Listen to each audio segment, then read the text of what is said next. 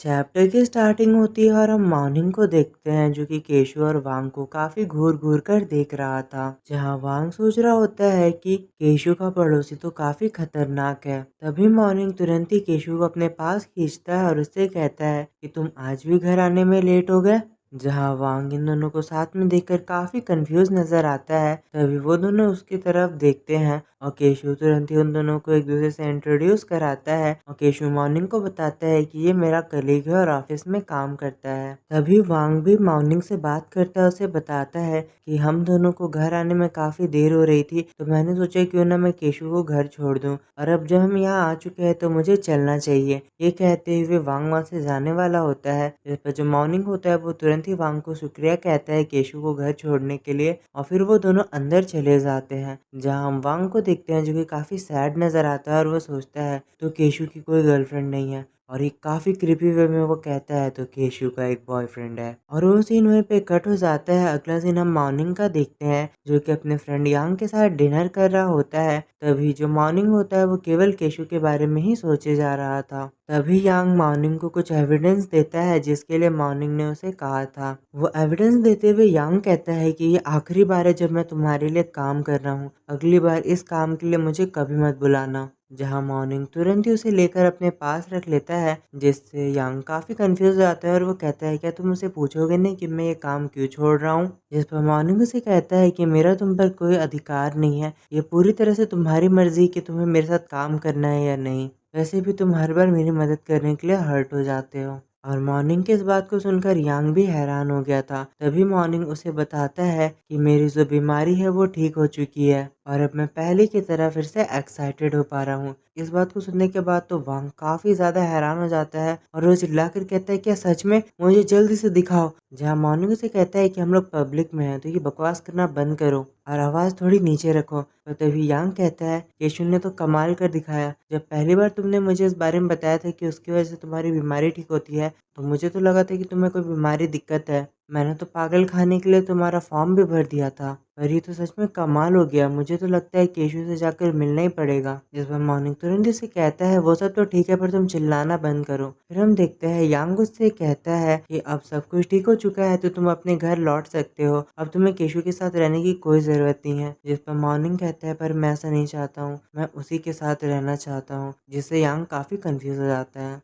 फिर वो तुरंत ही मॉर्निंग को अपने साथ ले जाने लगता है और कहता है कि आखिर तुम्हारे साथ क्या हो रहा है, तुम मुझे अच्छे से बताओ। जहाँ मॉर्निंग उसे कहता है कि मैं तुम्हारे साथ कहीं नहीं जा रहा, मेरे पास काफ़ी ज़्यादा इंपॉर्टेंट काम है तुम्हारे साथ जाने के लिए। मेरे पास तुम्हारे साथ जाने के अलावा भी काफ़ी सारे इंपॉर्टेंट काम है। जिस पर यांग उसे पूछता है जैसे कि तुम्हें क्या करना है। जिस पर मॉर्निंग कहता है मुझे केशु को घर वापस लाने जाना है। जिससे यांग को तो काफ़ी क्रिंज फील होने लगता है और वो सोचता है कि मेरा दोस्त प्यार में पूरी तरह से पागल हो चुका है। और फिर वो मॉर्निंग को अपने साथ लेकर जाने लगता है और कहता है अच्छा ठीक है, मुझे अब आराम से बताओ कि क्या क्या चल रहा है तुम्हारे और उसके बीच में। और वहीं हम पीछे से यांग के बंदे को देखते हैं जो कि उन दोनों को साथ में जाते हुए देख लेता है और वो सोचता है तो यांग की पसंद एक लंबा चौड़ा लड़का है। जिसके बाद ये सीन यहीं पे कट हो जाता है और अगला सीन हमें रात का दिखाया जाता है। केशु अपना काम कर रहा होता है, तभी मॉर्निंग वहां आता है और उसे कहता है कि तुम इतनी रात तक वीडियो एडिटिंग कर रहे हो, तुम्हें अब जाकर सो जाना चाहिए। जिस पर केशु कहता है कि मुझे बस थोड़ा सा काम बचा है, मैं कर लेता हूँ, वैसे भी अगर मैं हर दिन वीडियो अपलोड नहीं करूंगा तो मेरे सारे फैंस चले जाएंगे। तो फिर मॉर्निंग हार मान लेता है और वो तुरंत ही केशु के ऊपर आ जाता है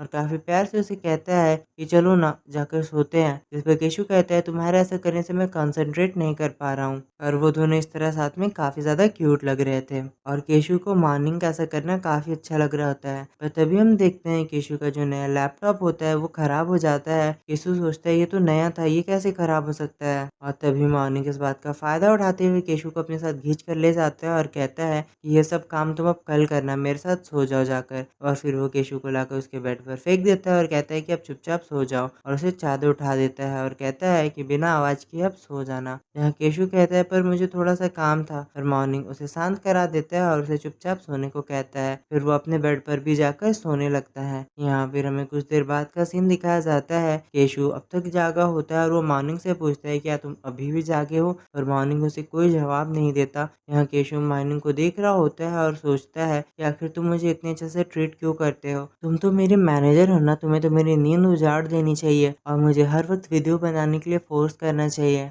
पर तुम तो मुझे खुद ही वीडियो बनाने से रोकते हो, तुम आखिर कैसे मैनेजर हो? और फिर केशु कहता है कि तुम्हारी मेरी लाइफ में आने से मेरी लाइफ पूरी तरह से बदल चुकी है, पर अगर तुम हमेशा ही ऐसा करते रहोगे तो मैं कुछ गलत समझ लूंगा, मैं ऐसा कुछ सोचने लगूंगा जो मुझे नहीं सोचना चाहिए। पर तभी मॉर्निंग उससे पूछता है कि तुम क्या सोचने लगोगे, जिससे हमें पता चलता है कि मॉर्निंग भी सोया नहीं था। जहाँ मॉर्निंग की इस बात को सुनकर केशु तुरंत ही सोने का नाटक करने लगता है। मॉर्निंग तुरंत ही उठकर केशु के पास जाता है, उसके चेहरे पर हाथ रखता है और उसे कहता है, बुद्धू कहीं के, आखिर उस बात के अलावा और कौन सा रीजन हो सकता है कि मैं तुम्हारा इतना ध्यान रखता हूँ। और फिर उसके गालों को खींचकर उसके क्लोज आने लगता है और कहता है कि जब तक हमारे बीच कोई रिश्ता नहीं बन जाता मुझे माफ कर देना, और मुझे इसकी एक एडवांस में ज़रूरत है। और वो केशु को तुरंत ही किस करने लगता है। जिसके बाद ये सीन यहीं पे कट होता है। अगला सीन यांग के बंदे से शुरू होता है, जिसने मॉर्निंग और यांग को साथ में देखा था और वो काफ़ी जल रहा था, इसीलिए वो मॉर्निंग के फ़ोन को हैक कर लेता है। पर वो जैसे ही उसके फ़ोन को देखता है वो काफ़ी हैरान हो जाता है, क्योंकि उसमें या तो यांग का नंबर था, दूसरा केशु का नंबर। वो सोचने लगता है कि आखिर इसके फ़ोन में केवल 2 ही नंबर क्यों हैं,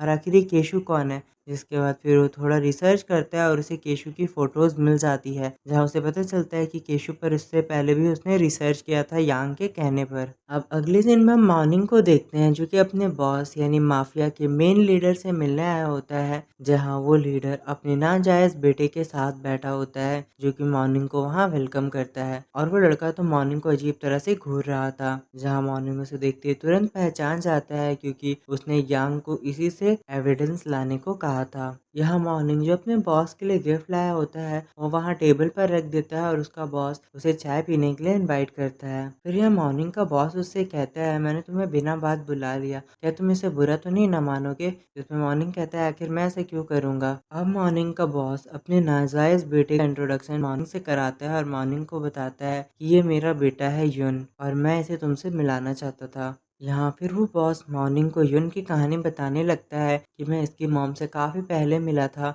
और जब मैंने उसे छोड़ा तो मुझे पता नहीं था कि वो प्रेग्नेंट है और मेरी ऑलरेडी शादी हो चुकी थी, पर बाद में मुझे इसे अपनाना ही पड़ा, क्योंकि आखिरकार ये मेरा ही खून था। जिसमें मॉर्निंग सोचने लगता है, बुड्ढे आखिर तू किसे बना रहा है? क्या मैं नहीं जानता हूँ कि तेरा कोई अपना बेटा नहीं है, इसीलिए तुम्हें इसे पालना पड़ा? यहाँ तभी हम देखते हैं जो युन होता है वो टेबल के नीचे से मॉर्निंग को टच करने लगता है, जिससे मॉर्निंग काफ़ी ज़्यादा हैरान हो जाता है और वो तुरंत ही टेबल से उठ जाता है। जिस पर उसके बॉस उससे पूछते हैं कि तुम्हें क्या हुआ? जिस पर मॉर्निंग तुरंत ही अपने बॉस से कहता है कि मुझे अभी अर्जेंटली यहाँ से जाना होगा, मैं अगली बार आपसे मिलने आऊँगा। जिस पर माफिया बॉस अपने बेटे को मॉर्निंग को दरवाजे पर छोड़कर आने को कहते हैं, जहाँ रास्ते में यून मॉर्निंग से कहता है, गगा आपको इतनी जल्दी जाने की कोई ज़रूरत नहीं है। और यून तभी धीरे से मॉर्निंग के कान में कहता है, उस रात को आप बार में मुझे काफ़ी ज़्यादा घूर रहे थे, पर आखिर आप मेरे पास क्यों नहीं आए थे? जिससे मॉर्निंग काफ़ी ज़्यादा घबरा जाता है और वो सोचता है कि आखिर इसे कैसे पता चला कि उस रात मैं भी उस बार में था। फिर यून कहता है कि गगा मैंने आपका काफ़ी इंतज़ार किया, पर आप जब नहीं आए तो मुझे एक और क्यूटी मिल गया और मैं वहाँ से चला गया। और फिर हम देखते हैं कि वो मॉर्निंग के क्लोज आने की कोशिश करता है, पर मॉर्निंग अपना शक लौंडा तुरंत ही उसे दूर करता है और वहाँ से जाने लगता है। पर यून तो स्माइल करते हुए केवल मॉर्निंग की तरफ देखे जा रहा था। यहाँ फिर हम मॉर्निंग को उसके कार में देखते हैं, जिसे काफ़ी ज़्यादा इरिटेशन हो रही होती है यून के टच से, और वो सोचता है कि मुझे उससे दूर रहना चाहिए, उसकी वजह से मुझे काफ़ी गुस्सा आ रहा है। फिर मॉर्निंग काफ़ी गुस्से में कहता है, वो गे का बच्चा, आखिर वो अपने आप को समझता है क्या है कि हिम्मत कैसी हुई मुझे टच करने की? यहाँ जो उसका सेक्रेटरी होता है उसके मन में चल रहा होता है कि बॉस आप भी तो एक गे है, आपको नहीं लगता है कि आप काफ़ी बड़ी गलतफहमी में हैं? यहाँ मॉर्निंग सोचने लगता है कि उस बुड्ढे ने मुझे आज पक्का पैसे मांगने के लिए ही बुलाया होगा, अच्छा वो मैं टाइम पर निकल गया। जिसके बाद वो अपने असिस्टेंट को कहता है कि मुझे केशु के घर पर छोड़ दो, जहाँ फिर वो वहाँ पर आ जाता है और हम देखते हैं काफ़ी बारिश हो रही थी। मॉर्निंग केशु के घर पे जा ही रहा होता है कि तभी उसे अचानक से रियलाइज़ होता है कि कोई उसका पीछा कर रहा है, और हम देखते हैं यांग का बॉयफ्रेंड ही था जो कि उसका पीछा कर रहा था। यहाँ यांग का बंदा मॉर्निंग का पीछा करने वाला होता है, पर मॉर्निंग अपने स्किल दिखाते हुए पल भर में वहाँ से गायब हो जाता है, जिस पर वो लड़का काफ़ी कंफ्यूज हो जाता है और वो सोचता है कि वो बंदा अभी हवा से बातें करते हुए यहाँ से गायब हो गया, मुझे उसके बैकग्राउंड के बारे में पता लगाना होगा ताकि मैं कुछ एविडेंस इकट्ठा कर सकूँ। और फिर हम देखते हैं उसने अपने कैमरा में कुछ तस्वीरें निकाल ली होती हैं और वो कुछ प्लान कर रहा था। अब अगले सीन में हम केशु को उसके ऑफिस में लंच करते हुए देखते हैं। वो सोच रहा होता है क्या सेक्रेटरी वांग यहाँ पर नहीं है तो मुझे कितना अच्छा लग रहा है। तभी हम देखते हैं केशु के सामने आकर यांग का बंदा बैठ जाता है। केशु सोचने लगता है कि आखिर ये है कौन और ये कहीं और जाकर क्यों नहीं बैठ जाता। और तभी यांग का बंदा केशु से कहता है कि मैं तुम्हें जानता हूँ। और केशु काफी कंफ्यूज होकर उसकी तरफ देखने लगता है और ये सीन यहीं पे कट हो जाता है। अगला सीन हमें मॉर्निंग का दिखाया जाता है जो कि अपने सेक्रेटरी के साथ कहीं जा रहा होता है, जहाँ वो अपने असिस्टेंट के साथ कुछ प्लान डिस्कस कर रहा था। फिर वो उसे कहता है कि आज मैं खुद से घर चला जाऊंगा, जिस पर उसका असिस्टेंट उसे दे देता है कार की चाबी और कहता है अपना ध्यान रखना। फिर हम मॉर्निंग को खुद से ही ड्राइव करते हुए केशु के घर आते हुए देखते हैं, जहाँ अब तक हमें केशु दिखाया जाता है जिसके सामने यांग के बंदे ने केशु की तस्वीरों को रख दिया था। जिसके बाद फिर हम केशु को देखते हैं जो कि काफी कंफ्यूज नजर आ रहा होता है। और यहाँ जो यांग का बंदा होता है उसने केशु को बताया होता है कि मॉर्निंग एक काफी बड़ा धोखेबाज है जो कि मासूम लड़कों को फंसाता है और उनसे एडल्ट मूवी बनवाता है। जिस बात को सुनकर केशु काफी ज्यादा हैरान हो चुका था। तभी यांग का बंदा उसे कहता है मैं जो भी कह रहा हूँ वो सच है, आखिर अगर मैं झूठ कह रहा होता तो मेरे पास तुम्हारी पिक्चर्स कैसे होती। और फिर वो कहता है कि मॉर्निंग जितना दिखता है वो उससे भी ज्यादा खतरनाक है, वो जरूरी नहीं है कि तुमसे एडल्ट मूवी ही बनवाए, वो तुम्हारे ऑर्गन्स को भी सेल कर सकता है। यहाँ केशु तो काफी गुस्से में उससे कहता है कि अपनी बकवास बंद करो, मैं मॉर्निंग को काफी अच्छे से जानता हूँ और मॉर्निंग बिल्कुल भी ऐसा इंसान नहीं है। मुझे यकीन नहीं होता है कि तुम यहाँ पर बैठकर मॉर्निंग के खिलाफ मुझे भड़का रहे हो। मुझे तो लगता है कि तुम ज्यादा खतरनाक हो, आखिर तुम मेरा नाम जानते हो, तुम्हारे पास मेरी तस्वीरें हैं, मुझे तो लगता है कि तुम ही ज्यादा खतरनाक हो। और फिर केशु तुरंत ही उससे कहता है कि अगर तुम यहाँ से नहीं गए तो मैं तुरंत ही पुलिस को कॉल करूंगा और उन्हें बताऊंगा कि तुम मुझे परेशान कर रहे हो और तुम मेरे स्टॉकर हो।